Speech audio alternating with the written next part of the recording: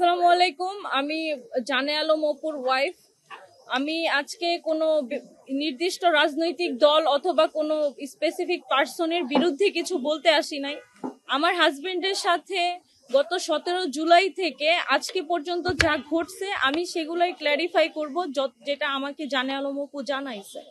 এখন আমি প্রথমে আসি 1 তারিখের ঘটনায়। 31 তারিখ রাত 11:30টার পর থেকে 31 তারিখ রাত সকাল 31 তারিখ রাত 11:30টার পর থেকে 1 তারিখ সকাল 7:30টা পর্যন্ত এই সময়টাতে অপু কিন্তু মিসিং ছিল। এখন মিসিং ছিল বলতে তাকে রাত 11:30 বাজে হচ্ছে গিয়ে দুইটা বাইকে করে তাকে একটা জায়গায় নিয়ে যাওয়া হয়। সেখানে গতকালকে যে অপুর বিবৃতিটা ভাইরাল হয়েছে, অপু সেখানে তার 35 মিনিটের কথায় অনেক কিছু বলছে। এই বিষয়গুলো কিন্তু আসলে অপুকে ওইখানে রেখে কাটসাট করে একটু একটু করে শিখিয়ে দিয়ে দিয়ে এইটাকে অ্যাড করে একটা ভিডিও কালকে প্রকাশ করা হয়েছে। অপুকে মূলত অ্যারেস্ট করা হয়েছে সকাল 7:30 বাজে গোপীবাগ থেকে। হ্যাঁ, অনেকে জানে অনেকে জানে না। গোপীবাগ একজনের বাসার সামনে বা গলি থেকে ওকে অ্যারেস্ট করা হয়েছে। ডিবি অ্যারেস্ট করছে। অ্যারেস্ট করার পরে ওকে কিন্তু 7:30 বাজে অ্যারেস্ট করে 11টার পরে অ্যারেস্ট দেখাইছে। এই যে 4 ঘন্টা এবং 4.5 ঘন্টার সময় অপুকে অমানবিক নির্যাতন করা হয়েছে। ডিবি পুলিশ আমাদেরকে অপুর কোনো সন্ধান দেয় নাই। তারা সকাল 11:30টার পরে যখন মিডিয়া জানছে, তারপরে থেকে রাত 12টা পর্যন্ত তারা ঢাকার বিভিন্ন জায়গায় অপুকে নিয়ে ঘুরছে।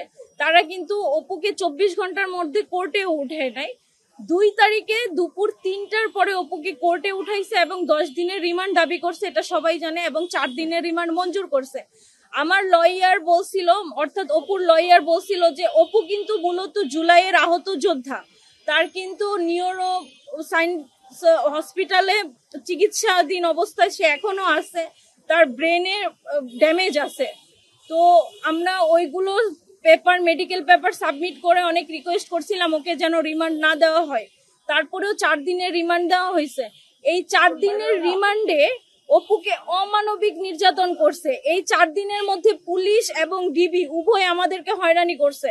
আমি গুলশান থানা টু ডিবি অফিস টু আবার গুলশান থানা থেকে আমি কেরানীগঞ্জ কারাগার পর্যন্ত অপুর জন্য খোঁজ খবর নিয়েছি। 3 তারিখে যেটা হয়েছে, 2 তারিখে তো অপুকে রিমান্ডে নিয়ে চলে গেল। 3 তারিখে আমি তদন্তের কাছে ফোন দিছি যে এই মামলার তদন্ত আছে। আমি বলছি অপু কোথায় আছে, ওনারা বলছে আমাদের কাছে অপু নাই। পরে আমি ডিবির কাছে গেছি, ডিবিও বলছে আমাদের কাছে অপু নাই। পরে আবার আমি যখন গুলশান থানায় তদন্তের কাছে গেলাম, উনি বললো যে আমরা অপুকে কোর্টে চালান করে দিছি, অপু আমাদের কাছে না। হইতে পারে ওনাদের তদন্তের স্বার্থে ওনারা আমাকে মিথ্যা কথা বলছে, কিন্তু ওনারা আমাকে এইটুকু বলতে পারতো যে অপু আমাদের কাছে আছে, সেফ আছে। এবং 6 তারিখে রিমান্ডের পরে যখন অপুকে উঠানো হয়েছে, হ্যাঁ, তখন ও 6 তারিখে যখন উঠায় কোর্টে, তখন অপু কিন্তু 164 দিছে, হ্যাঁ, পুলিশের কাছে এবং ম্যাজিস্ট্রেটের কাছে 164 দিছে। সেখানে কিন্তু সে কোনো ব্যক্তির নাম স্বীকার করে নাই যে তাকে দিয়ে কে চাঁদাবাজি করায় বা তাকে চাঁদাবাজ বানাইলো কে। ঠিক আছে, অপুর কিন্তু পূর্বে চাঁদাবাজির কোনো রকমের রেকর্ড নাই। সে একদম নিরেট অসহায় একটা ছেলে। বাবা মারা গেছে, মা আছে, জীবিত আছে, কিন্তু মা অন্যত্র বিয়ে করছে। অপুর কিন্তু বাবা মা, সেই সূত্রে বাবা মা কেউ নাই এবং ওর পাশে দাঁড়ানোরও কেউ নাই। এই কঠিন সময়টাতে অপু যে নিজে কিভাবে ফাঁসছে। এখন আসি আমি 17 তারিখের ঘটনায়। 17 তারিখে 16 তারিখ থেকে ওরা শাম্মী আহমেদকে ধরার জন্য গুলশানের বিভিন্ন জায়গায় বিভিন্নভাবে টহল দিচ্ছিল। কিভাবে ওদের কাছে নিউজ ছিল যে শাম্মী আহমেদ ওখানে আছে। তো শাম্মী আহমেদকে ধরারই মেইন উদ্দেশ্য ছিল। অপু কিন্তু জানতো না পরবর্তী ঘটনা কি হবে বা এখানে চাঁদাবাজির ঘটনা ঘটবে কিনা বা কিছু। এটা পুরাটাই একটা প্ল্যান ছিল, পূর্ব প্ল্যান, যে এই সমন্বয়ক অথবা আপনার এই এনসিপির নেতাদেরকে দাবায় রাখার জন্য একটা নির্দিষ্ট দল ওদের পিছনে লেগে আছে। কারণ ওদেরকে ইউজ করে অনেক বড় একটা স্বার্থ সিদ্ধি করতে পারে অনেকগুলা দল। প্রত্যেকটা দলই তাদের এগেনস্টে কথাবার্তা লিখে তাদেরকে দাবায় কিন্তু তাদের স্বার্থ হাসিল করতে পারে। সেই উদ্দেশ্যে অপুকে এখানে ফাঁসানো হয়েছে। ওই বাসায় অপুদেরকে ডেকে নিয়ে যাওয়া হয়েছে। অপুরা নিজে থেকে শাম্মী আহমেদের বাসায় ভিতরে যায় নাই। এবং দেখেন, আপনারা ভিডিওতে দেখছেন অপুর পাশে একটা ব্যাগ রাখা হয়েছে, সেখানে দাবি করা হয়েছে যে 10 লাখ টাকা আছে ওই ব্যাগের মধ্যে। ওই ব্যাগটা কি ওরা জোরপূর্বক চাঁদা হয় কিভাবে? জোরপূর্বক টাকা আদায় করলে চাঁদা হয়, কারো কাছ থেকে বেআইনি ভাবে জোরপূর্বক টাকা আদায় করলে সেটা চাঁদা হয়। ওই লোক নিজে এসে অপুর পাশে ব্যাগটা রাখছে, অপুকে উনি ইচ্ছাকৃত ভাবে টাকা দিচ্ছে। ওনার স্বার্থটা কি? অপু আর রিয়াদের মতো ছোট ছোট ছেলেদেরকে উনি কেন এত টাকা দিবে? ওনার স্বার্থটা কি? ওনাকে কেউ প্রশ্ন করছে? বা শাম্মী আহমেদকেই বা কেন এখনো গ্রেফতার করা হয় নাই? কেউ কি প্রশ্ন করছে? ছুড়ে ফেলে নাই? অপু অপু বা রিয়াদকে ওনারা কেন এত টাকা দিতে বাধ্য? এই প্রশ্নটা কেউ করে নাই কেন? অপু ওইখানে যাওয়ার পরে বুঝতে পারছে যে সে টাকা অফার করছে, এবং পরবর্তীতে যখন রিয়াদ কে নিয়ে বাইরে চলে আসছে তখন অপু অবজার্ভ করছে যে এখানে অন্য ঘটনা ঘটছে। কারণ অপু এর আগে কোনোদিন কারো কাছ থেকে 1 টাকা, কেউ বলতে পারবে না হ্যাঁ অপু দরাজ কণ্ঠের, অপুর অনেকের সাথে খারাপ সম্পর্ক, কারণ অপুকে দিয়ে ওরা তাদের স্বার্থ হাসিল করতে পারে নাই। অনেকে তার কাছে পদ চাইছে, অনেকে সুপারিশ চাইছে, অনেকে এই বিভিন্ন মন্ত্রণালয়ে তাদের পদ বহাল রাখার জন্য অনেক রকমের সুপারিশ চাইছে, অপু করে নাই। এবং এই মানুষগুলাই অপুর এগেনস্টে লেখালেখি করছে, এবং আমি তো বলবো অপু পুরাপুরি মিডিয়া ট্রায়ালের শিকার হয়েছে। ঠিক আছে, এই যে অপুকে 4 দিন রিমান্ডে রাখছে একটা নাম বের করার জন্য, অপুকে রিমান্ডে রাইখা ব্ল্যাকমেইল করছে। কিরকম ব্ল্যাকমেইল? 2000 পুলিশ হত্যা, এই প্রত্যেকটা হত্যা মামলায় অপুর নাম দিবে। 4 দিনের রিমান্ড, একটা ছেলে অমানবিক, খায় নাই দায় নাই কিচ্ছু নাই, তাকে এভাবে নির্যাতন করার পরে যে কোনো মানুষ বায়াসড হয়ে যাবে, যে কোনো মানুষ যা তা স্বীকার করতে রাজি, তারে দিয়ে এগুলো করাইছে। আমি সরি, আমি একটু উত্তেজিত হয়ে যাচ্ছি, আমার কণ্ঠ অনেক বেশি জোরে হয়ে যাচ্ছে। তারপরেও আমি বলতে চাই, তারপরে হচ্ছে পুলিশ ওকে এই হত্যার তো হুমকি দিছে, বলছে যে যতদিন রিমান্ড দরকার তারা নিতে পারবে, এগুলো তাদের কাছে কোনো ব্যাপার না। তারা সেই রিমান্ডের ভয় দেখায় ছেলেটাকে এরকম করছে। এবং আমার হাজবেন্ডের পার্সোনাল ছবি ভিডিওস আছে, এটা সবারই থাকে। হ্যাঁ, ওই ভিডিও ছবিগুলা পার করে পুলিশ নিয়ে ওইটা দিয়ে ব্ল্যাকমেল করার হুমকি দিছে। একরকম ছেলেকে হিপনোটাইজ করে ফেলছে। অলরেডি অপুর কিন্তু ব্রেনে প্রবলেম আছে, ও কিন্তু আহত যোদ্ধা। এই আহত যোদ্ধা বা সমন্বয়কদের উপর এত রাগ কিসের? সবার রাগ, সবাই এদেরকে দমন করতে চায়, সবাই ওদেরকে পুইতা ফেলতে চায়। এইরকম কেন? শুধুমাত্র সমন্বয়ক এই এই এই জন্য তাকে, আপনারা জানেন ওরে কাশিমপুর কন্ডেম সেলে রাখা হয়েছে। 5 জন আসামি, একজন আপনার ফাঁসির আসামিরা যেই সেলে থাকে তাদেরকে সেখানে রাখা হয়েছে। তার অপরাধ বা তার ধারা তো বেশি না, সে যে অপরাধ করছে সে অপরাধের অনুযায়ী তাকে তো সে এর চেয়ে বেশি, বলে না যে লঘু পাপে গুরুদণ্ড, সেই গুরুদণ্ড পাইছে।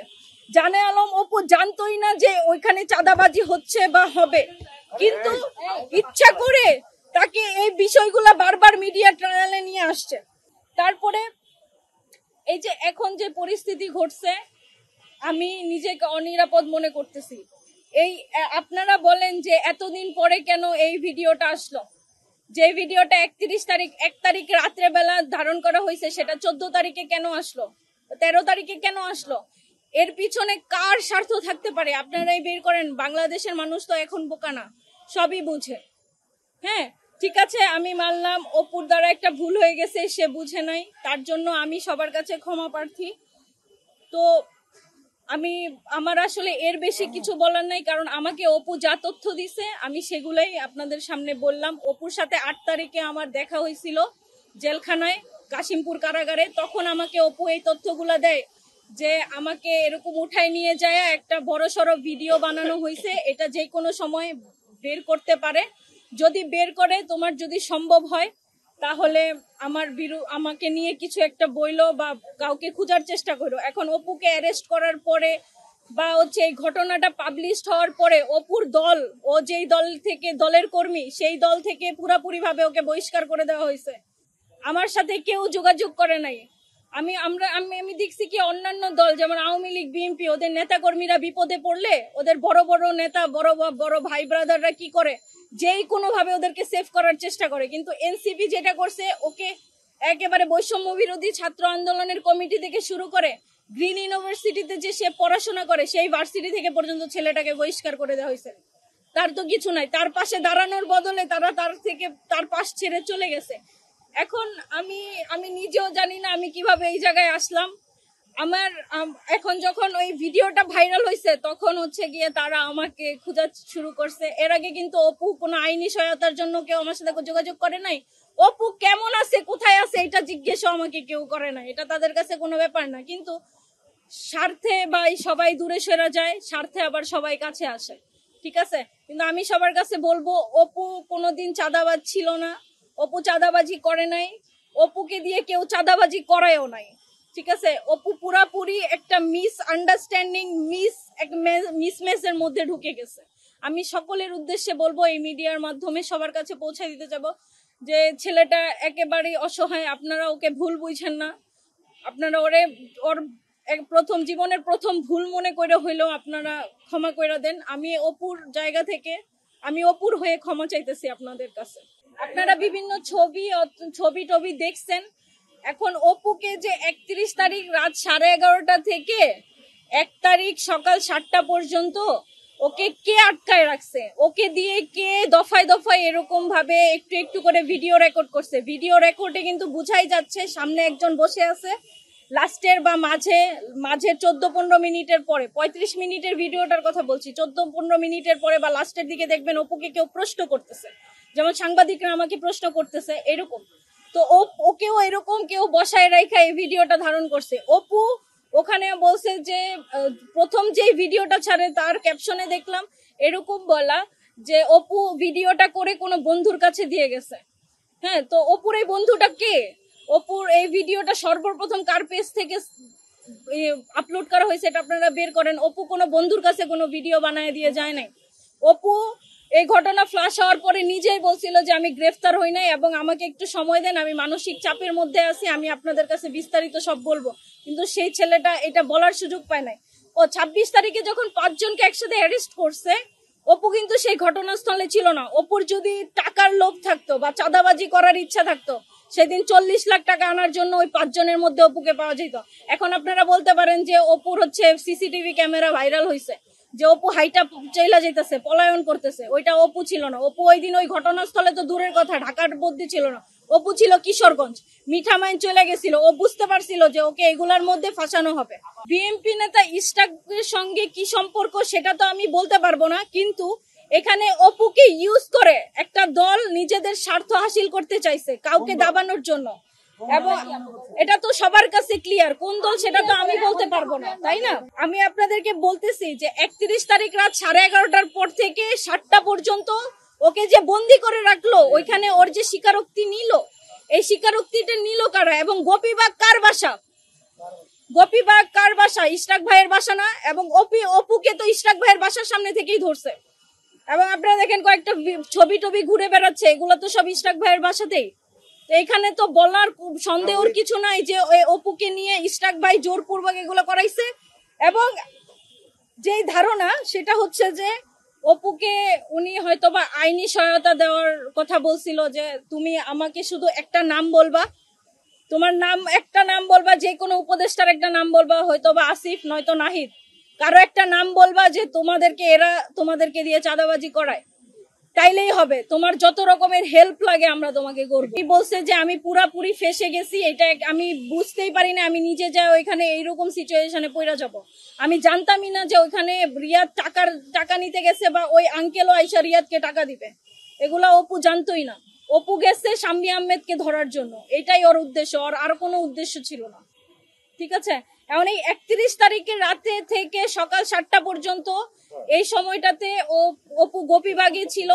গোপীবাগ থেকে অপুকে অ্যারেস্ট করছে। আপনারা ডিবির কাছ থেকে খোঁজ খবর নেন, ওনারাই তো বলবে ওরা কোত্থেকে নিয়ে আসছে। এই যে রিমান্ডে নিছে, আমরা জানি রিমান্ডের পরে কোর্টে উঠানোর পরে একটা মেডিকেল রিপোর্ট জমা দিতে হয়। অপুর জন্য পুলিশ কোনো মেডিকেল রিপোর্ট জমা দেয় নাই। আমরা আবেদন করছিলাম মেডিকেল করার জন্য, সেটাও গ্র্যান্ট করে নাই। এই হচ্ছে অবস্থা। অপুকে মেরে রক্তাক্ত করে ফেলছে, ছেলেটা ঠিক মতো দাঁড়াইতে পারে না। হসপিটালেও কালকেও হচ্ছে 10 মিনিটের ফোন কল থাকে প্রত্যেক আসামির জন্য সপ্তাহে একবার। অপু আমাকে গতকালকে ফোন দিছিল, বলল সকালবেলা মেডিকেল টিম তার চিকিৎসা করে গেছে, তাকে মেডিসিন দিয়ে গেছে, তার অবস্থা খুব একটা ভালো নয়। আমাকে ওইরকম কোনো কিছু বলে নাই, কারণ আমি অলরেডি অবগত যে অপু কোথায় ছিল। অপু ছিল গোপীবাগে আপনার সাদেক হোসেন খোকার যে বাসা, হ্যাঁ, সেখানে অবস্থানরত ছিল অপু সারা রাত। সেখানে ওই স্টেটমেন্ট গুলা দিছে, এই স্টেটমেন্টটা ওই বাসা থেকে। এটাই সত্যি। অপুকে তুলে নিয়ে গেছে, নিয়ে গিয়ে ওইখানে সারা রাত দফায় দফায় ওর ভিডিও ধারণ করছে, একটু একটু করে অ্যাড করছে এবং এই 14 দিন মানে মাথায় এসে সেটা ভাইরাল করছে। কেন করলো? এতদিন কেন করে নাই? এবং আপনারা প্রশ্ন করতে পারেন যে আপু আপনি এতদিন কেন এগুলো সামনে আনেন নাই? না, আমার পাশে কেউ ছিল না, আমি কাউকে চিনি না। এই যে মিডিয়া আপনারা সবাই সামনে আমার দাঁড়ায় আছেন, এতগুলো চ্যানেল, এগুলাকে তো আমারে ম্যানেজ করে দিছে অপুর দলের। যখন অপুর এনসিপির উপরে প্রশ্ন আসলো, যখন এনসিপির উপরে প্রশ্ন চলে আসলো, এনসিপির স্বার্থে চলে আসলো, তখন তারা আমাকে এখানে নিয়ে আসছে। আমি এতদিন এই কথাগুলো বলার মানুষ পাচ্ছিলাম না। আমি কাকে বলতাম? আমি আমার জায়গা থেকে যতটুকু অপুর জন্য করার অতটুকু করছি। এখন আমি জানি না যে আজকের পরে অপু সাধারণভাবে জীবনযাপন করার সুযোগ পাবে কিনা। তার নামে আরো মামলা মোকদ্দমা হইতে পারে, তারপরে হচ্ছে গিয়ে জামিন নাও হইতে পারে, সাজাও হয়ে যেতে পারে। আমি সবার কাছে অনুরোধ করব এগুলা যেন না হয়। ছেলেটা পুরাপুরি একটা মিডিয়া ট্রায়ালের শিকার হয়েছে। আপনারা এত কঠিন হয়েন না আমাদের প্রতি। 31 তারিখ না, 1 তারিখে সকালবেলা 7:30টায় অ্যারেস্ট করছে। এটা রাতে করা হয়েছে আর অ্যারেস্ট করছে 7:30 বাজে, আর অ্যারেস্ট দেখানো হয়েছে 11টার পরে। এই সময়টাতে দিবি ওকে মারধর করছে, এটা অপু নিজেই আমাকে বলছে। এটা হচ্ছে গিয়ে ওই যারা ওকে তুলে নিয়ে গেছে রাত্রেবেলায়, তাদের চাপেই সে এটা করছে। নাম তো আমি তো সেটাই বলতেছি যে সেটা ইশরাক ভাইয়ের বাসায়। ইশরাক ভাইয়ের বাসায় তো ইশরাক ভাই থাকবে, কে থাকবে?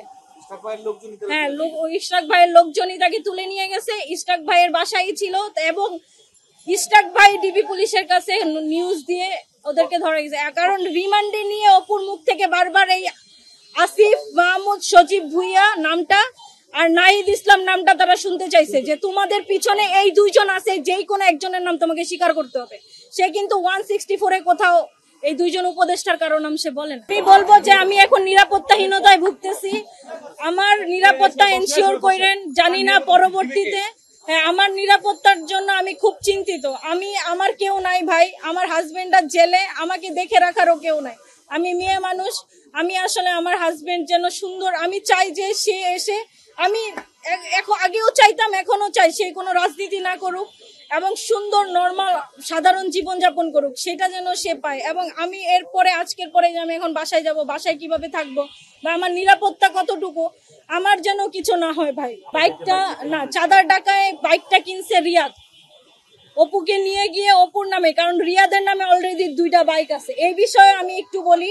অপু আমি জিজ্ঞেস করছিলাম বাইকের কথা, ও বলছে যে রিয়াদ 3,07,000 টাকা দিয়ে একটা বাইক কিনছে, কিনার পরে এই বাইকটা কিনছে অপুর নামে। বললাম তুমি কি এতই বোকা যে ওই একটা বাইক তোমাকে কিনা দিবে? মানুষের 2 পয়সার পানি খাওয়ায় না, তোমার একটা বাইক কিনা দিল, তুমি কিছু না বললা না? বলে কি যে ওর নামে অলরেডি 2টা বাইক আছে, এখন যদি আরেকটা কিনে ওর ট্যাক্স বেশি দেওয়া লাগতে পারে। এই জন্য ও অপুকে এই বাইকটা কিনে, কারণ ওরে নিয়ে ঘুরবে। অপু তখন এত কিছু ভাবেই নাই। মূলত এই বাইক কেনার পরে ওই আসল ঘটনা বুঝতে পারছে যে এখানে ওই চাঁদাবাজির মধ্যে জড়ায় গেছে। বুঝতে পারছেন? অপু কিন্তু কোনো দিন কেউ বলতে পারবে না যে অপু কারো 2 টাকা মাইরা খাইছে, বা এই জুলাই আন্দোলনের পরে সে বিভিন্ন পদে নিযুক্ত হয়েছে, কোনোদিন ওর পদ ব্যবহার করে কারো থেকে 2 পয়সা খায় না।